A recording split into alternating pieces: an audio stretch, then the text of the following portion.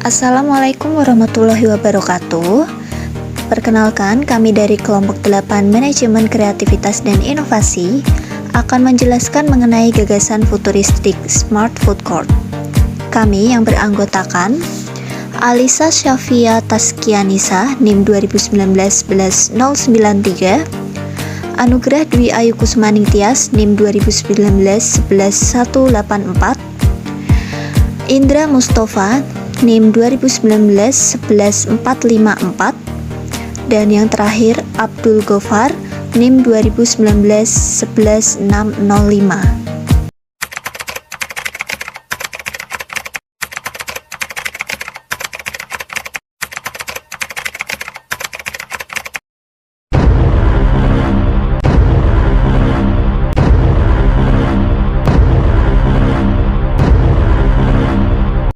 UMKM adalah istilah umum dalam dunia ekonomi yang merujuk kepada usaha ekonomi produktif yang dimiliki oleh perorangan maupun badan usaha sesuai dengan kriteria yang ditetapkan oleh Undang-Undang Nomor 20 Tahun 2008. Terdapat 3 jenis UMKM, yakni yang pertama ada usaha mikro dengan aset maksimal sebesar 50 juta dan omset maksimal sebesar 300 juta per tahun. Yang kedua yakni usaha kecil dengan aset maksimal sebesar 50 hingga 500 juta dan omset maksimal sebesar 300 hingga 2,5 miliar per tahun. Yang ketiga yakni usaha menengah dengan aset maksimal sebesar 500 juta hingga 10 miliar dan omset maksimal sebesar 2,5 miliar hingga 50 miliar per tahunnya. Lalu, apa aja sih peranan dari UMKM? Peranan UMKM yang pertama yakni dapat menyediakan jaringan pengaman untuk menjalankan kegiatan ekonomi. Yang kedua, membentuk produk domestik bruto. Berdasarkan data pada tahun 2018 lalu, UMKM sudah menyumbang sebesar 60,34% PDB di Indonesia. Lalu, peranan yang ketiga, memperluas penyerapan dan kesempatan kerja. Dan peranan yang terakhir, menciptakan lowongan pekerjaan. Hal ini akan mengurangi angka pengangguran di Indonesia. Kementerian Koperasi dan UMKM memprioritaskan penciptaan ekosistem usaha yang adaptif di tengah pandemi COVID-19. Dengan kondisi pandemi yang mulai terkendali, Menteri Koperasi dan UMKM Teten Mas Duki menyebut, tahun 2022 Indonesia sudah mulai dapat memasuki tahap pemulihan ekonomi UMKM dan koperasi lebih cepat dan transformatif. Tahun 2022, Teten menyebut menjadi fase memasuki tahun pemulihan transformatif, di mana pemulihan tidak sekedar tumbuh kembali seperti kondisi sebelum pandemi, tetapi sekaligus menyiapkan UMKM dan koperasi lebih siap menghadapi krisis ataupun perubahan lingkungan di masa-masa akan datang. Kami optimis bermodalkan 5 fondasi adaptasi yang telah disiapkan di sepanjang 2021. Selanjutnya di sektor UMKM dan koperasi ialah meningkatkan jumlah UMKM untuk masuk ke ekosistem digital sebesar 30% atau 20 juta UMKM ditargetkan go digital.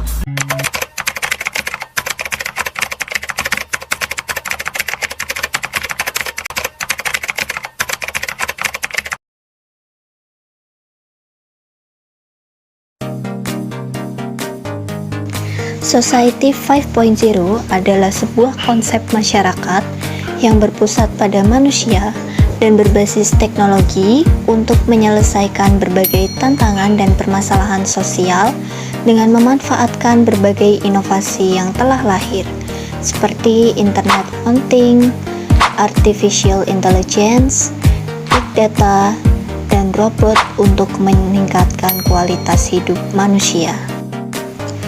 Era Super Smart Society 5.0 sendiri telah diperkenalkan pertama kali oleh pemerintah Jepang pada tahun 2019.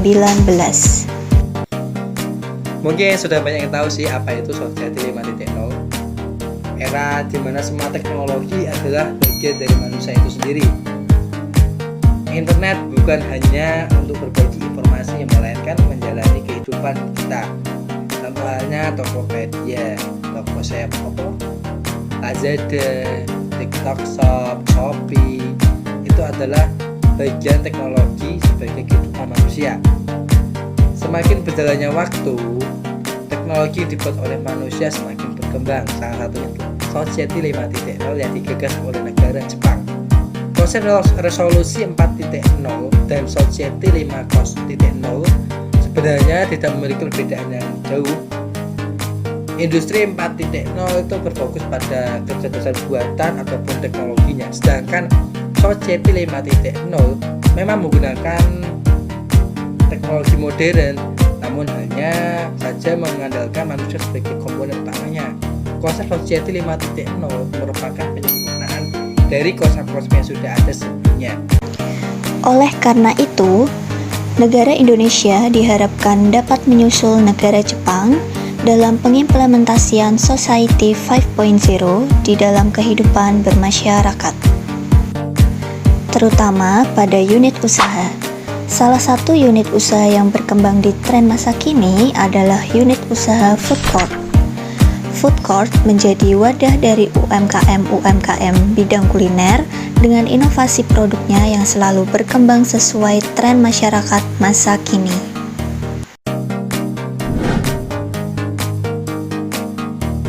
Food court merupakan suatu tempat yang dimana di dalam area tersebut terdapat banyak stand atau kios-kios makanan dan minuman. Kalau dilihat-lihat dari food court yang ada di Indonesia, bentuk layout food courtnya ada yang menggunakan 2 lantai, seperti ini. Jadi, di bagian bawah itu untuk gerai kiosnya, lalu di atas untuk tempat duduk para pelanggan. Nah, berdasarkan pengalaman sosial, terdapat kasus di mana para waiters masing-masing kios kebingungan mencari pelanggannya tadi duduk di mana. Hal ini dirasa kurang efektif ya kalau kondisi food courtnya itu sedang ramai, sedang banyak pelanggan. Terlebih jika food courtnya berbentuk 2 lantai.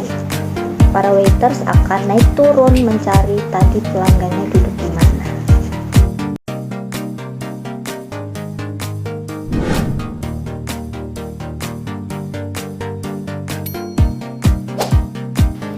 Smart Food Court adalah suatu sistem pelayanan yang dilakukan secara self-service untuk membantu sistem pemesanan di sebuah area food court agar lebih efektif dan efisien.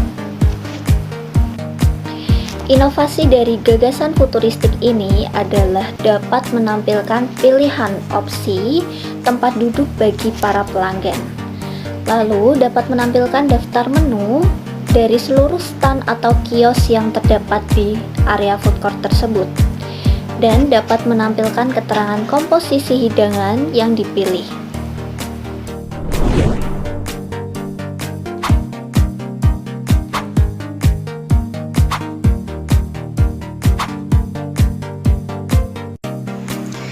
Untuk sistem kerjanya sebagai berikut ini. Pertama-tama, mesin ini akan menampilkan tampilan utama dan langsung pada inovasinya, yakni menu Choose Your Seat. Nah, di sini pelanggan akan memilih tempat duduk yang mereka inginkan dan langsung dapat dikonfirmasi. Selanjutnya, penampilan daftar nama-nama kios yang ada pada food court tersebut. Contohnya ada kios sushi, kios burger, coffee corner, dan lain-lain. Pokoknya yang tersedia akan terdaftar pada mesin tersebut. Selanjutnya, tinggal memilih kiosnya. Seperti pada contoh, yakni kita memilih kios sushi. Mesin tersebut akan langsung menampilkan daftar menu sushi. Nah, inovasi lainnya dari gagasan ini yakni setelah mengklik salah satu menu tersebut akan langsung muncul informasi komposisinya. Jadi sering ya kita itu diberikan daftar menu tapi tidak ada keterangan bahan utamanya terbuat dari apa. Nah, ini riskan sekali bagi yang memiliki alergi karena tidak tahu mengenai informasi keterangan menu tersebut. Seperti contoh, kita memilih menu sushi California Roll. Langsung terdapat informasi keterangan bahan-bahannya itu dari apa aja. Setelah pelanggan memilih menu, Sistem Smart Food Court akan langsung mengkonfirmasi pembayaran, mau secara tunai atau debit. Nah, dari adanya Smart Food Court ini, pelayanan dari food court dapat menjadi lebih efektif dan efisien. Penerapan teknologi yang mendukung Indonesia untuk maju dalam Society 5.0 untuk memudahkan sistem pelayanan di unit usaha food court.